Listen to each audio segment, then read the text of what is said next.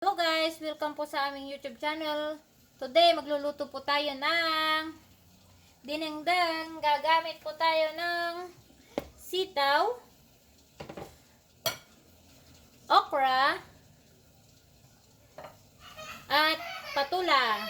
Yan po guys. At mayroon tayong bagoong dito. Yan, umiiyak na yung baby. At mayroon din tayong betchin. Yan. What happened? So, tapos nang umiyak yung baby ko. Kaya maglalagay na po tayo ng bagoong. Ayan, may yung fish. Alagyan lang natin ng tubig. Tapos, haluin lang po. Dikdikin. Ayan.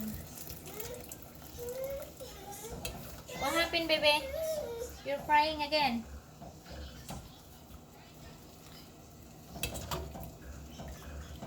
Ayan siya, guys. Dikdikin lang po siya. Para yung lasa ay pupunta sa ating tubig. Ayan. Isa pa guys.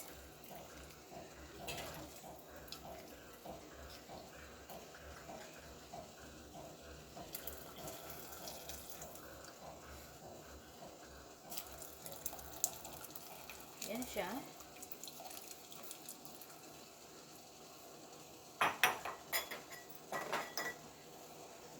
Maglalagay din tayo ng kaunting bitchin guys. Kaunti lang. Ayan.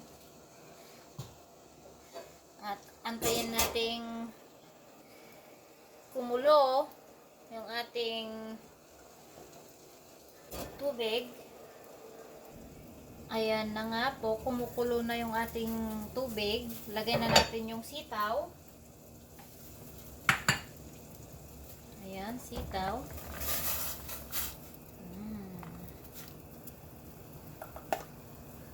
Tatakpan lang hanggang maluto. Hanggang kumulo.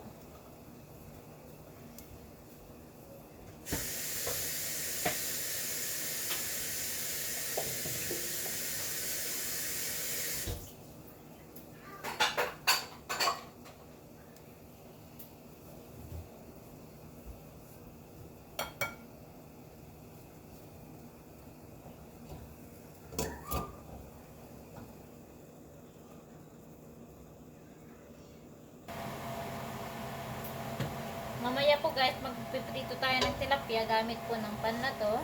Ito. Pero sa labas na kasi maamoy dito sa loob. Kaya dapat sa labas. Gagamitin ko doon ay uling. Itong dinding ay okay lang sa loob.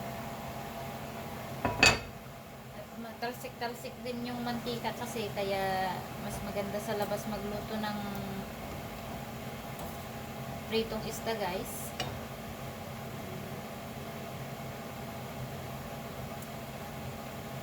Ayan.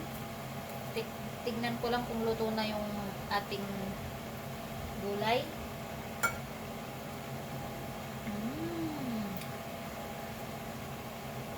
So, pwede na natin ilagay yung patula guys. Patula.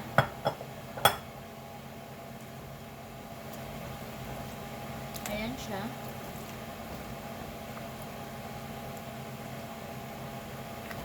Yung patula.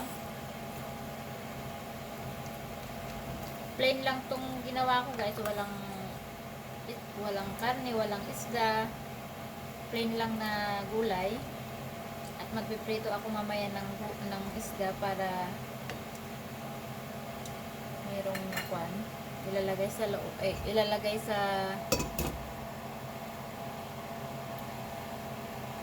bagoong at saka kamatis.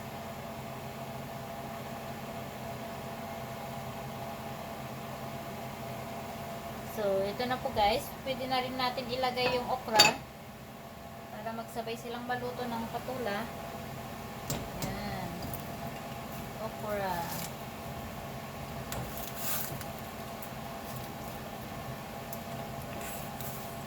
Sarap na po to guys. Sa probinsya, ganito yung ulam namin. Mahal din ang gulay dito sa amin guys. Mas mahal pa sa karne. Ayan siya. Antayin lang natin maluto guys. Kailangan lang pakuluan ng 5 minutes. Maluluto na yan. So tingnan na po natin guys itong ating gulay. Ayan po, luto na siya. So madali lang po siya guys. Kung gusto nyong magluto ng gulay, tikman ko lang po.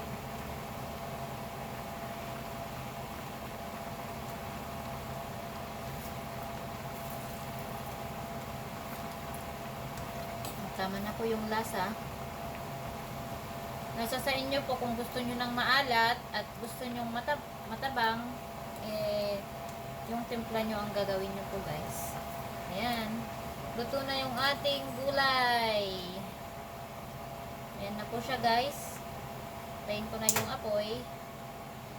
So, ito na yung ating gulay guys. Thank you for watching. Sana nag-enjoy kayo. At sana nagustuhan nyo tong aking niluto ngayon. Gulay lang siya. Wala siyang kasamang iba. Healthy. At affordable. Thank you. Bye-bye.